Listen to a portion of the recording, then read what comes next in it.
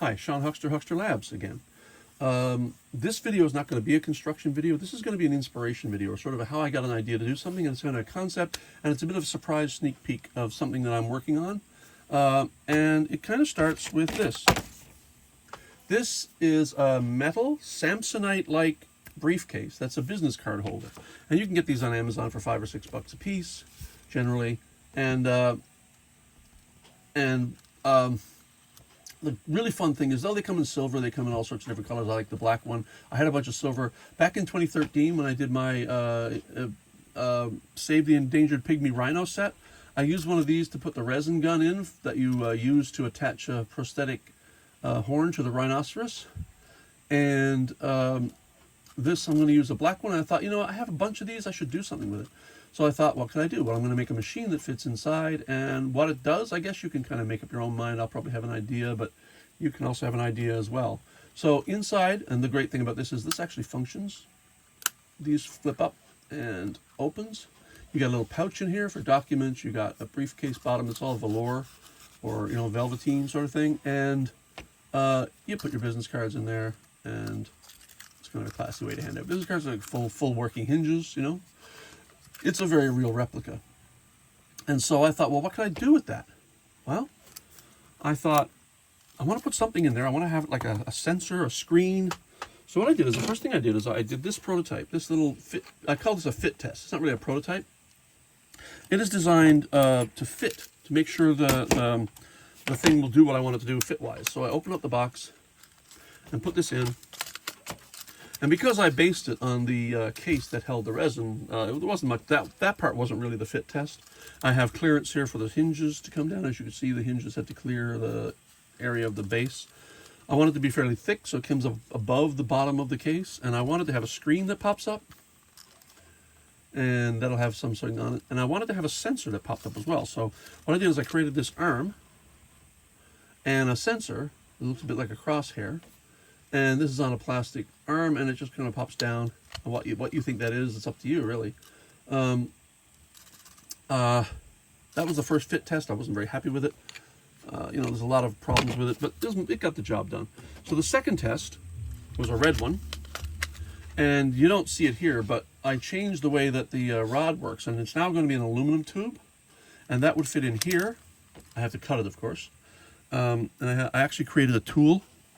I created a tool, which is one of the great things you can do with 3D printing. You can create a tool, and the tool lets you slide the rod in to a certain point, and then you can use a saw to cut it off at the exact right point through that hole there.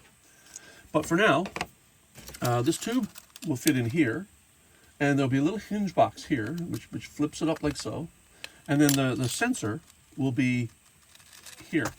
And the sensor is this here. I changed the shape of the sensor, so now it looks a little different. It's printed in copper, if I can get copper.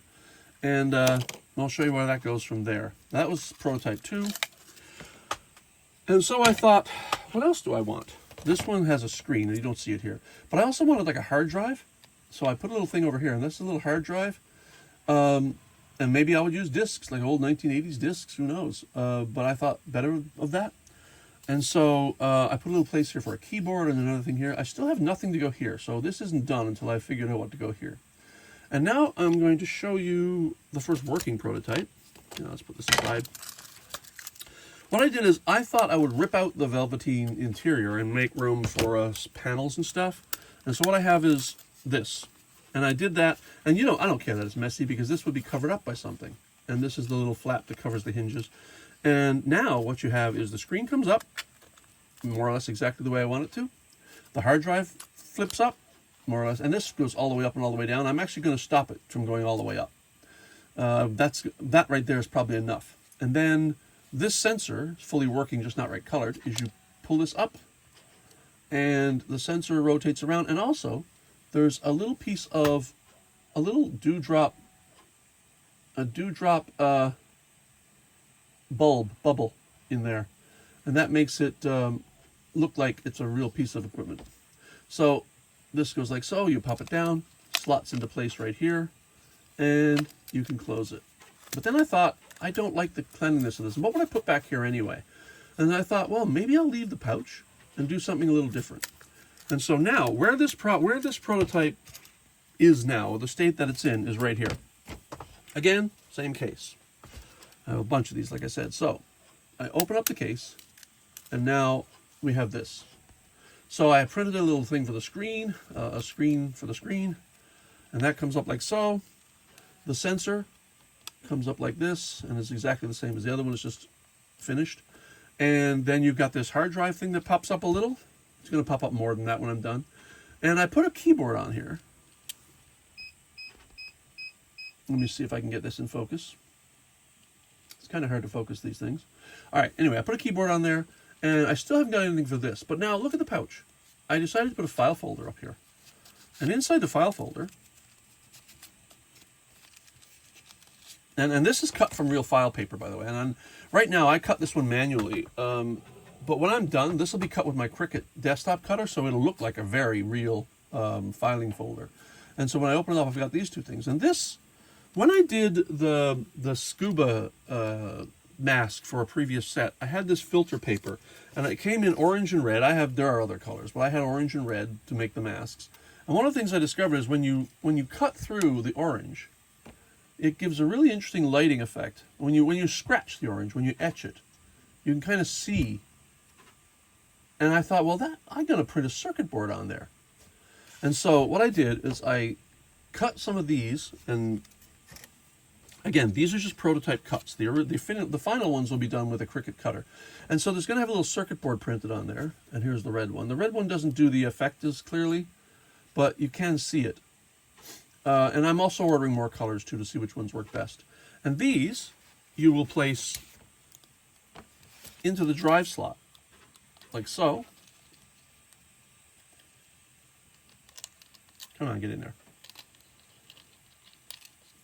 And that can act as some sort of data storage device.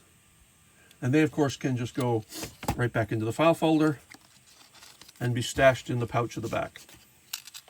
Now, some people say, that kind of looks a little familiar, doesn't it? Especially with this arm. What does it look like? Well, there's no secret. Anybody who knows me knows my absolute favorite movie is Blade Runner. And last year, I purchased a Blade Runner figure. And sure enough, it came with the Voight-Kampff test device. Which, of course, as anybody knows, is the replicant testing device used by Deckard in Blade Runner. This one came, there's not a lot of moving parts, but you have the eye, you have some screens here. This is what Deckard would look at as he's testing. And then this swing arm swings up and looks the replicant in the eye and uses this to gauge reaction time and blood corpuscular changes and things that allow Deckard to determine whether or not the person he's testing is a replicant or not. So yeah, it looks like this. There's a louvered thing here that looks like it's breathing as it's being used, which is kind of cool, which actually kind of thought might be fun to put here, but then I thought that was a bit too on the nose.